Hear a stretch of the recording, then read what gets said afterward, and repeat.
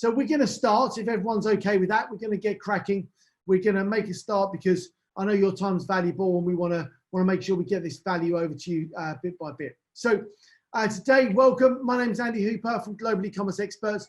Today we're going to be talking about Facebook ads for around e-commerce. Now, this is part of our successful expansion to the EU, part of our webinar series that we try to run every Wednesday. So thank you very much for giving up your valuable time to be with us. We know that it's precious, and I know that there's plenty of places that you could be. So thank you very much for joining us. We will have this information in the expanders group. So if you're not yet a member of the GEE, it's a struggle for me to say, isn't it? GEE expanders group on Facebook, then please make sure you are signed into there, because that's where this will be going afterwards. So you've got that and a number of other places, I'm sure. Hashtag expander series. We have successfully now expanded over 2,000 sellers into the EU. So we're well positioned to ensure we give you the right information. But really, today's not really about us giving you the information. It's about using our network to be able to bring experts in there. So you get a break from hearing from us talk about what you can do and hear it from others as well.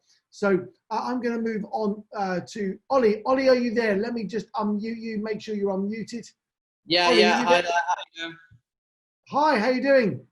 Yeah, very well, thank you. Thank you very much for joining us. So tell us a little bit about you and give a little introduction, Ollie, if you wouldn't mind. Yeah, absolutely. So I've been involved in social media and e-commerce for the last 10 years.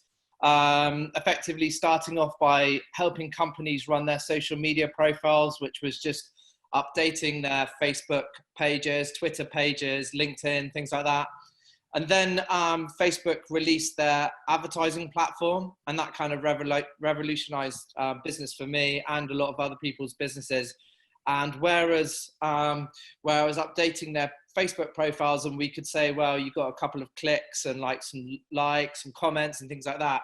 With the advertising platform, we could really like drill into how many clicks they were getting, what the costs were, how many sales they were getting, what the drop-offs were, like really drill down into those things. And I ended up specializing in e-commerce stores. Had a couple of good case studies whereby took a company from £15,000 monthly revenue to $500,000 within 3 months. And even during lockdown, had a great example whereby a company was doing £30,000 a month and is now doing £250,000 a month. Wow, just during the 3 or 4 months of lockdown. Like, it was an ideal lockdown product, I give you that, but there was nonetheless some ad strategies going on behind it. Yeah, so that's kind of myself in a nutshell.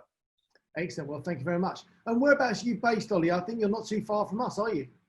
I'm in sunny South Coast Bournemouth. So yeah, weather's really good at the moment, which isn't always the case down here, but sea's not too far away, so it's a fantastic spot.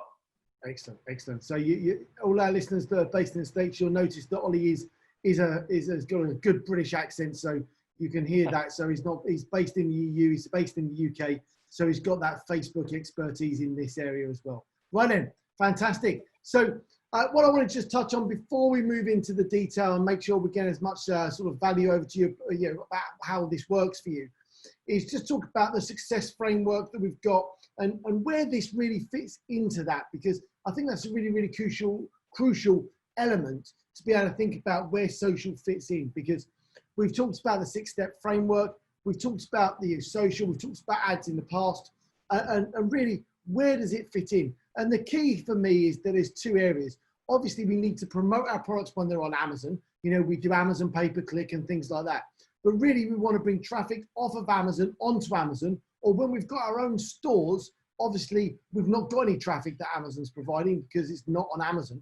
Therefore, you need to generate your own traffic. And for me, that sits firmly in this promote and website area, right bang in the middle. So it's an absolute crucial stepping stone to make that EU expansion a success. So it's really, really key that you take as much out of this as you possibly can. Make sure you're writing notes. And obviously, at the end of that, if you want more information, Ollie's going to be available. He's going to be able to answer any questions. And also, he's going to be available for you to do some work with you. Hopefully you're going to be interested in that and look at how Ollie can support you to do that as well. So let me move on and hand over to Ollie. So Ollie, it's over to you. Yeah, so basically I thought it'd be helpful to kind of explain the strategies and thought processes that went behind those two case studies that I mentioned. Probably the most prominent one is the one that happened in lockdown, because Facebook's techniques and strategies changes so quickly. But that nonetheless was a very recent example. So I wanted to go through how you could double your sales, within 30 days or month on month, like the company that I worked with did, and how you would need to be ready, getting your ads set up or your website set up to be able to do that, to have successful targeting, then to monitor the ads and understand when you need to add more budget or pause some ads that are underperforming, and then just how to keep growing, and how to continue that sort of growth or sales or maintain it, because that can actually be one of the hardest points. Rather than just growing your sales, it's also maintaining it. Yeah, so we'll kind of look at some of the Facebook ads and what you need to do before you get set up. And I would say before you run any ads of any sort of degree of budget, make sure that these things are in place. The most important one is your pixel. So if you don't have that installed, you're effectively not getting the best from your ad budget. I could go as far as say potentially wasting ad budget. And that's basically some code on your website which allows Facebook to understand the behavior of the traffic on your website, and also gives you the ability to be able to retarget people, for instance, that have come onto your website and not made a purchase, and that pixel will understand who those people are and send ads to them accordingly. And then as you sort of grow, it'll also allow you to create custom and lookalike audiences. So that is, if you don't know, people who have made purchases, the pixel will understand that. And then we can create lookalike audiences, asking Facebook to go and find people who look like those people that have made a purchase on our website. And they might match the age or their interests or their web activity or the pages they like. So it's really important to have that pixel installed, so it's gathering as much data as it possibly can as you're sending traffic and getting purchases, and people are watching videos, interacting with the website, all those important things. And then also, is your website conversion ready? So sometimes you can have a fantastic advert and you're getting really high click-through rates, really low cost per clicks, but your website has not been set up correctly to actually make that sales process as easy as possible. And I've seen companies, or worked with companies as well, that are spending thousands of pounds a day on ads to a website where their payment gateways are not working correctly. So all they're saying is a huge amount of drop off at checkout, and they think that maybe their shipping costs are too high or something like that, but it's actually their payment gateway. So it's just going through and fully testing those websites and making sure that it is conversion ready, and that you've got, if you have them reviews, that you've got everything laid out, you've got it mobile friendly, that you're ready to send traffic to that website, and make sure that your conversion is as high as possible. And then in terms of the ad themselves, have you got nice pictures? I find for the ads, the lifestyle pictures work best. So if you're selling products, let's say it's going to be some shoes, that do you have pictures of people wearing those shoes rather than just pictures of white backgrounds, the actual product images themselves? Are you able to put a video together? A video is really important in terms of allowing you to create more custom audiences and lookalike audiences, because you can retarget people who have watched 25%, 50%, 95%, for example, and then again create lookalike audiences on that, and do those videos, try and outline within the first few seconds the main problem solver of your product and why your product is different to other people's. And also including in the copy some of the main features. So sometimes I see ads where they offer free shipping, for instance, and they don't even have that in their ad copy, or they offer, a 90-day money-back guarantee, or their package might be 100% recyclable. all these types of USPs really need to go into that ad copy, because what you've got to imagine is it's kind of, I actually heard someone use the term this morning, it's interruption marketing. So someone doesn't know your ad is coming on Facebook, obviously, until they are scrolling through or scrolling past it. So you've really got a very short few seconds, less than that really, to capture their attention. And that's typically people looking at the headline, the thumbnail of your video, if the video auto plays the first few seconds. So it's really important to get those things in place before you start running your ads, because you don't want to be spending on your ads and then finding out that some of these issues are a problem. And no one wants to be wasting budget where they don't need to. And then the other thing in terms of your actual business yourself, and this, you might think this is not related to Facebook ads, but they actually end up going hand in hand, is your infrastructure, and that might be down to, do you literally have enough stock? Do you have enough packers? Do you have enough labels? Silly things like that. But if we really get to a point, for instance, the case study that I mentioned over lockdown, where they went from £30,000 a month to £250,000 a month within 3 months, they didn't necessarily expect that kind of growth, but we had the sort of strategies in place on Facebook to try and achieve that growth. And then obviously with that kind of sales volume increase, it puts strain on the rest of the business. And ultimately, if they're not able to fulfill those orders, then you are just going to get bad reviews. The Facebook ads are not going to perform as well. So it is all interrelated. And then just to finish off with, in terms of getting ready before you get started, knowing your break-even point.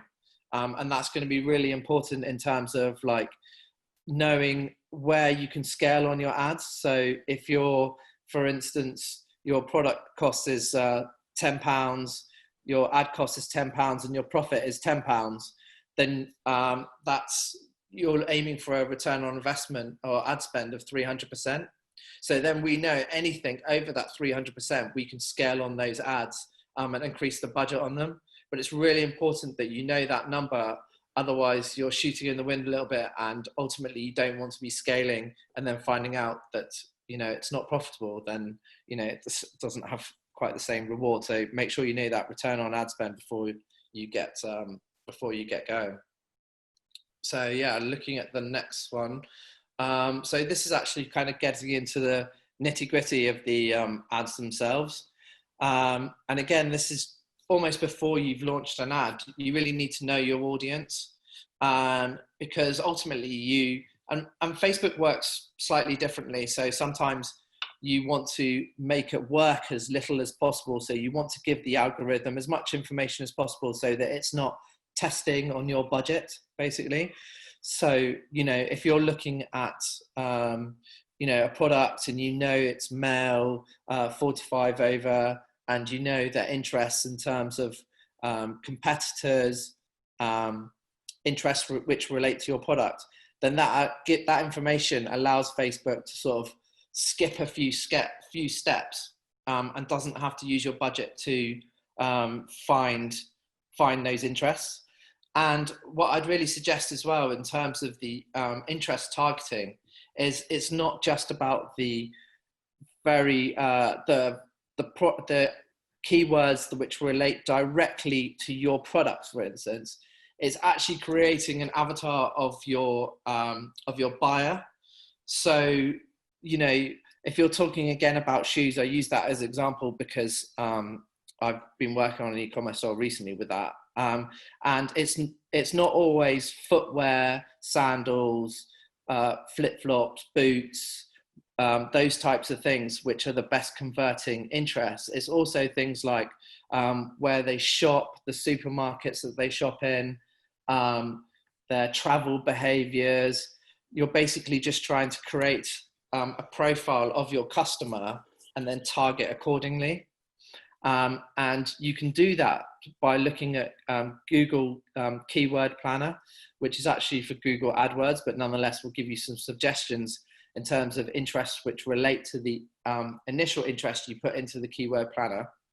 And then on Facebook itself, just if you put in a single interest and then click on suggestions next to it, it'll give you a drop down of what it thinks might relate to that initial interest, and that's actually becoming more and more accurate.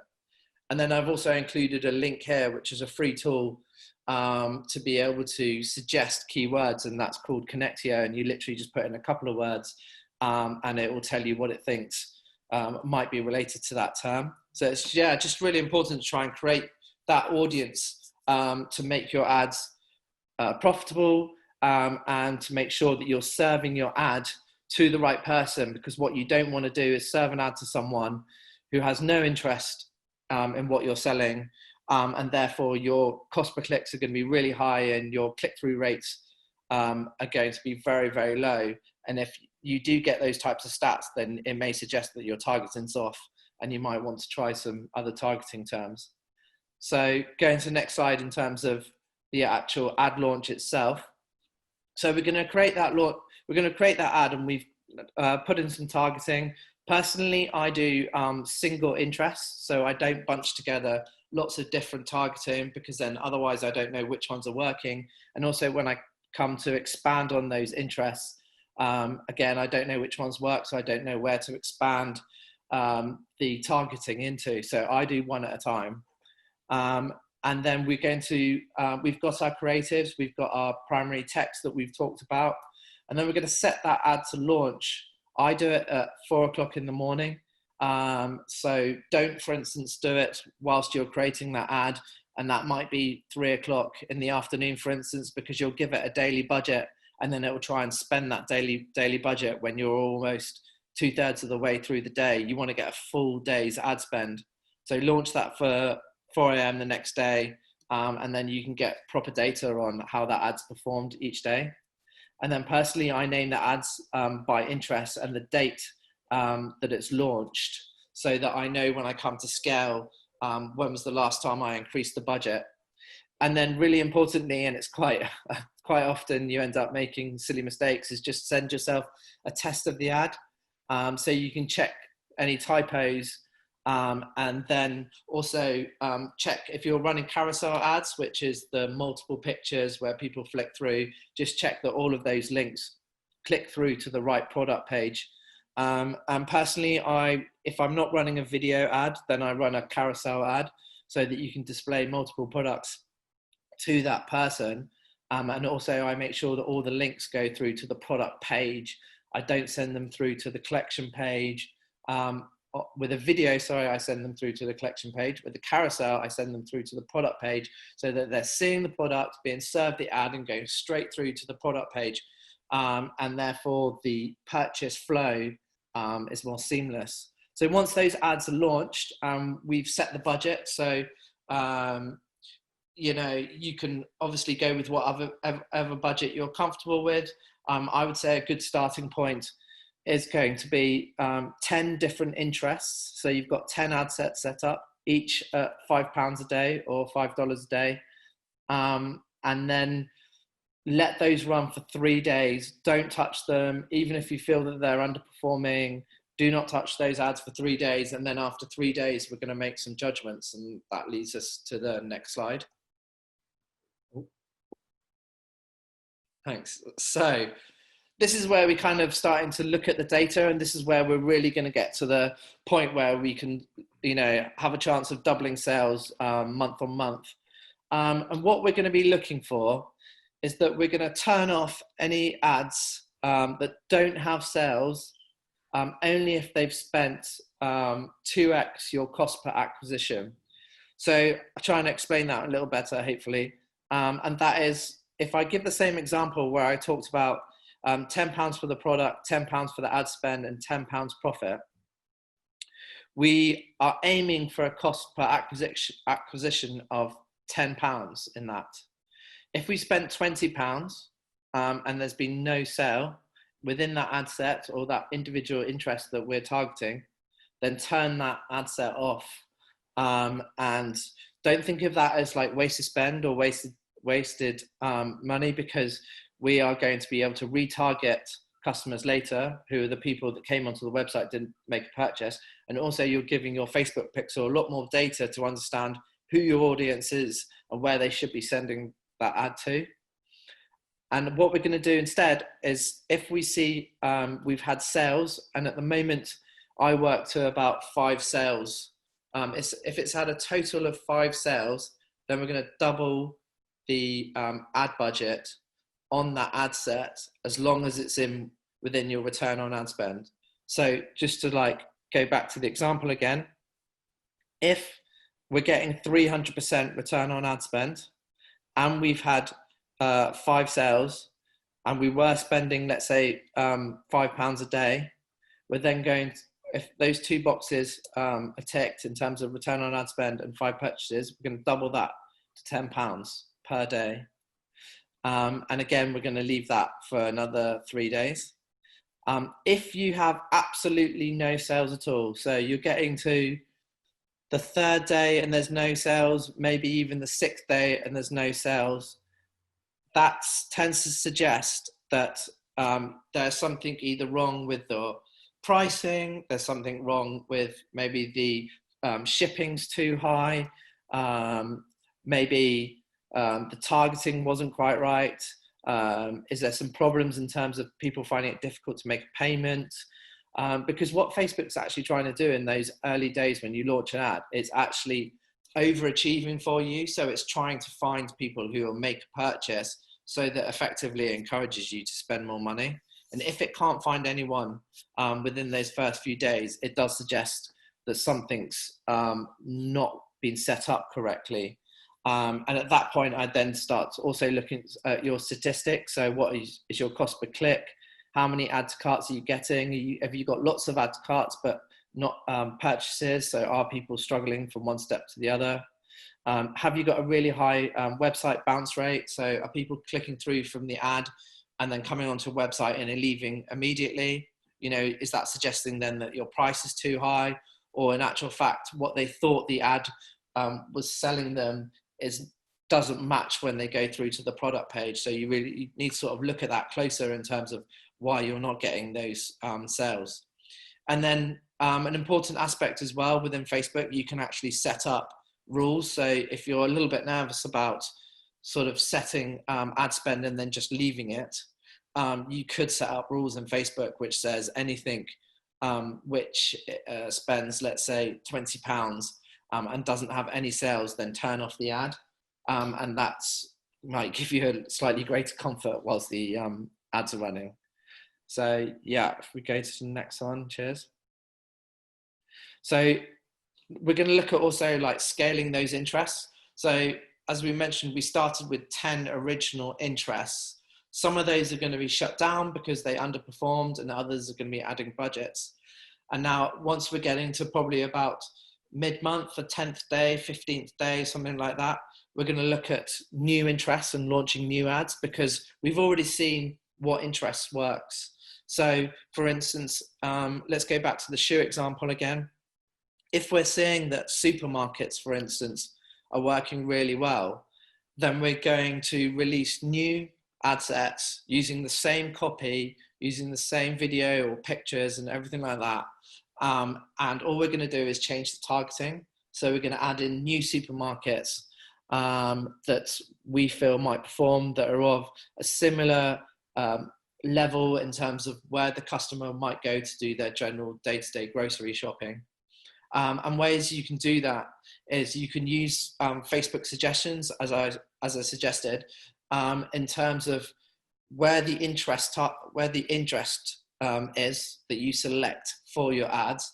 It gives you suggestions, and look at the drop downs and see what it suggests. Select one of those, and then launch your ad again scheduled for the next day. And then also, it might be relatively early on if you've only just launched ads and you're 10, 15 days in. but you really want to start looking at retargeting and lookalike audiences as quickly as you can.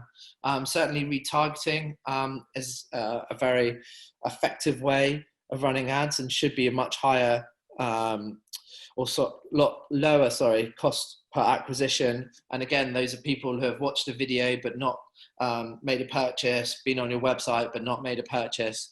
And lookalike, again, can come out of people who have made purchases, visited your website, viewed your videos, all those types of things. Right now, at the moment, I personally am seeing much better returns from interest targeting.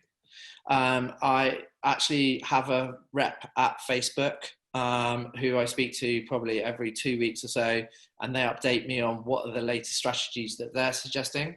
Right now, they're suggesting also that you lump together a lot of the lookalike audiences that you've created. So in the past, it was like just target one lookalike audience at a time, whether it be people who have made lookalike of people who have made a purchase, lookalike of people who have visited your website. They're saying put those all together at the moment and target and send one ad to all of them. And they're also suggesting put all of your lookalike audiences together and add an interest as well. So going back to the shoe example, put your lookalike audiences in and in the interest, put shoes. So you're really sort of filtering that down. I've just started launching those types of ads and they've been working pretty well. But generally you're going to be safe with targeting interests. And this is literally things that are happening over the last few months. And in terms of combining all of your lookalike audiences, that's literally something that's happened within the last couple of weeks, I would say. So yeah, really helpful techniques to be able to scale it up. And these are all the techniques that I've used to achieve the results that I have. So yeah, if we go to the next one. Oh. Yeah, so basically what we hope to achieve out of using those techniques, and like, you know, it can literally be as simple as that. But I would say the probably the hardest bit, or the bit that you really need to sort of narrow down, is whether your website is conversion ready. Such a big thing. People can spend a lot of money on ads, but when you click through to their website, it's just not set up in a way that, you know, it's your sales page and it's not always set up that way. I'd also say in terms of your creative, you know, as I said, it's interruption marketing. So you want people to stop for a second and look at what you're actually trying to sell. So thinking about your headlines and your primary text and your videos and your pictures, and then also running ads to the right audience. And that's just literally your targeting and thinking about all the different things that that particular person might do or how they might behave, and thinking about those interests so that you can get into that pocket of people. So hopefully at the end of all that, you're looking at doubling your sales, which would be brilliant, and still within your return on ad spend. You're also knowing your audience a bit better. So you've tried particular interests. You're then scaling up on other interests. So you're really getting a really clear picture of who your audience is and where they act, or where they shop, or what they do. And that really helps you in terms of creating other creatives, other pictures, taking out newspaper advertising, magazine advertising, because you start to understand exactly the things that they even read or consume or anything like that. And then knowing your numbers as well, like you'll have a great understanding of, you know, when you get the best purchases in terms of, you know, time of day, day of week, time of year, you know, when it costs you more to get a purchase, you know, your return on ad spends, your retargeting, is it much higher return on ad spend? So try and do more retargeting, that type of thing. And then your pixel data is really mature at this point. Hopefully, you can get to the point where you literally tell Facebook to serve it to everyone, and you don't have any targeting at all. And the pixel is so optimized that Facebook knows where your pocket of audience are going to be and who's most likely to purchase from you, and you just send it out blankly. But it's really important that your pixel has as much data. And then really just to finish off with, you end up knowing a lot more about your business. And in terms of, we mentioned about your audience, so you have a really clear idea of your demographic and your avatar, and you kind of understand the seasons, and it's just basically you get to a point where you have so much data that you can understand a lot more about your audience, your Facebook ads, and ultimately your business. And hopefully you've also got more profitable ads out of it. So yeah, I hope some of that was helpful. So yeah, thank you very much. That was absolutely amazing. We've got some questions come through. So if anyone else has got some questions, please start putting them in and asking those questions. I've got a couple of my own as well that I might throw in there. So Ollie, thank you very much. That was amazing. Couple of questions come in. First one was from Joshua, asking what were they selling, but I think you answered that with the shoes. So I think you said they were selling shoes. The one that had a surge of sales in lockdown was selling home decor stuff. So yeah. It was cushions, wall art, those types of things. Yeah, we had a couple of clients that actually saw some massive growth that were selling plants because all the nurseries were shut. They had massive growth. And there was during lockdown there was lots of examples of that where people couldn't get to the shops and they could do that. So okay, another one from Joshua, or a different Joshua actually. Curious if you have seen short links as useful in this for targeting and retargeting and lookalike audiences. If I've seen short links, so does that in terms of like using Bitly links or shortened links in the ads, or? I think Bitly links is, I think what Joshua Howell is trying to get to. Is that, Josh, if you can just say yes or no in the chat, that would be great. But I think that's exactly what he's talking about. Yes. Oh no. Yes, we have our own short links, but yes, Bitly type links.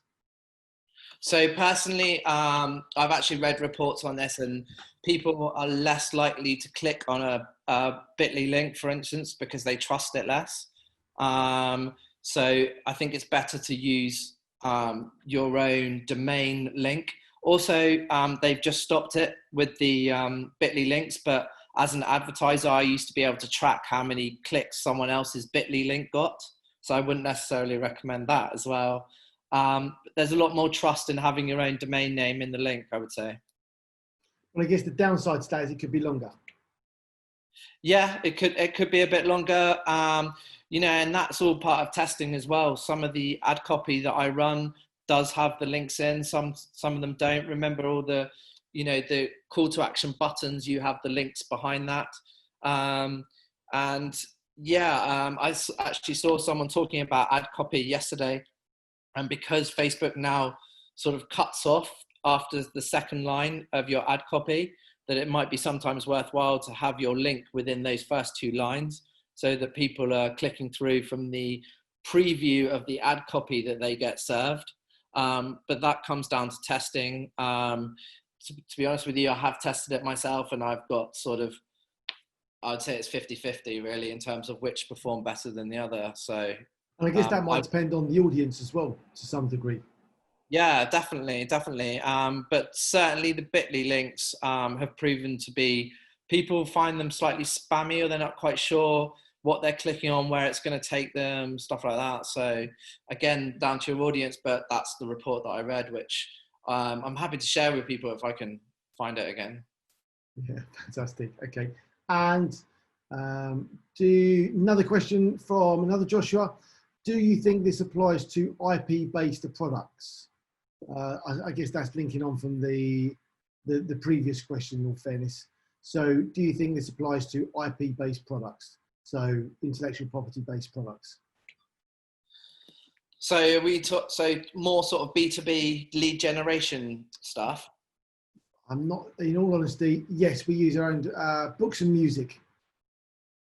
So yes, and games. So things that,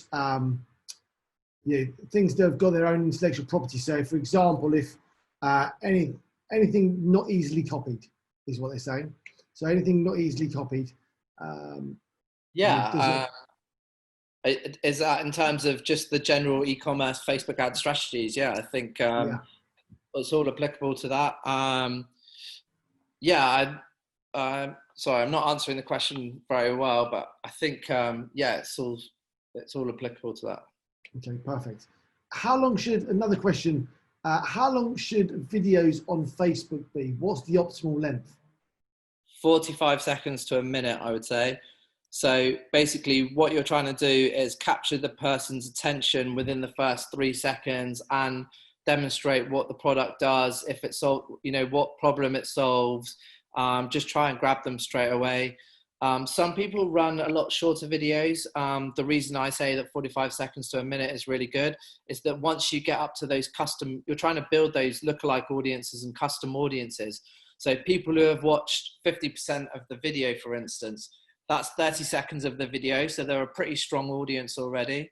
And then people who have watched 95% of the video are a very strong audience. So the longer the video, the stronger the audience they are. But at the same time, you've got to try and, get their attention, for it not to go on too long, to get through all of your USPs, all of your problem solvers. And so, yeah, I would say that's the best time frame to do that within. Fantastic. Okay. All right. I think that's great. Any more questions at all? Any more questions that you want to ask? Please feel free to get those in now.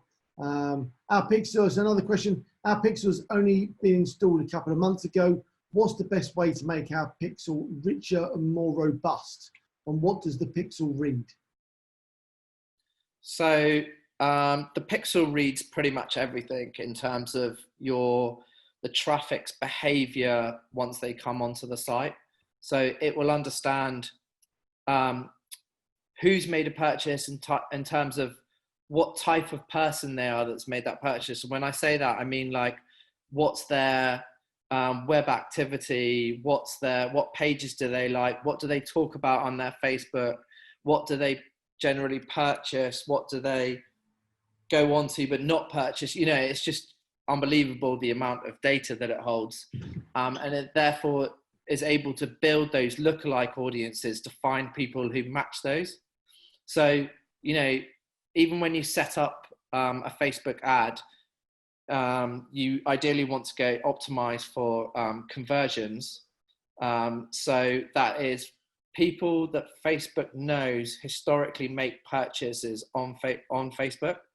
But likewise, you could also set up for traffic. So if you just want people to click through to your website, but not necessarily want them to make a purchase, then you can optimize for traffic. So Facebook knows all of these things depending on how you act on Facebook. So yeah, I mean, the Pixel is the key to everything really in terms of the custom audiences and the lookalike audiences. And then in terms of making it richer, I would say just serving ads to your target audience. So once you've got purchases through, then again, obviously Facebook understands who that person is and what people might look like that person. You could, if you really wanted to just mature the Pixel, send a high level of traffic through to your website and just run traffic ads, because the cost per click of that is much lower than running a conversion ad. But the downside of that is that all you're doing is asking Facebook to find people who click to websites but don't necessarily make a purchase. So I always run with conversion ads, serving to people who do make purchases. So yeah, hopefully that helps or answers that question. Yeah, it's fantastic. I think that's a great answer. All right, wonderful. Any more questions coming through? So any more questions? I know we're sort of starting to wrap up really. But if you've got any more questions, then please feel free to get those in. So let's move forward from there. So Ollie, that's been really, really useful. It's been amazing to have you on. I really appreciate your time. So thank you very much. If people want to get in contact with you and work with you, because obviously, you've obviously got a huge amount of knowledge. You're based in e-commerce, which is exactly what we like. Then I'm just going to put the details on there. But what's the best way to get in contact with you? What are the best places to do that? I'd probably say email there is the best way to get in contact with me. I am also happy to do a free Facebook ads audit for anyone that wants me to have a look at the ads, or even just wants to send me an email and discuss the ads that they're about to run or have run, and you can use that link, and it just you can then just fill the form out, which gives you your website, your Facebook page address, and just a couple of comments so I can understand what you're up to. Yeah, and then I'm happy to jump into your ads account if you like, and just have a look through and give you some suggestions, and I'm happy to do that at no cost, obviously. Fantastic. Yeah, I've just put that link in there because I know obviously that's on the sort of the screen there. So I've just put a link there as well, so you can grab that. Obviously, we'll be able to send this round afterwards, so you get that free audit link as well. But I'll put that there for those that have got it, and hopefully that will send some traffic over to your website as well, Ollie. So thank you very much. We really, really appreciate your time. It's been amazing having that on and just hearing those real life experiences, both the shoe and then during lockdown as well. That's been absolutely amazing. So thank you very much to everyone who's been online, and thank you for coming. If you want to get in contact with us, then you know where to do that. You've got our generic email there and all the social channels as usual.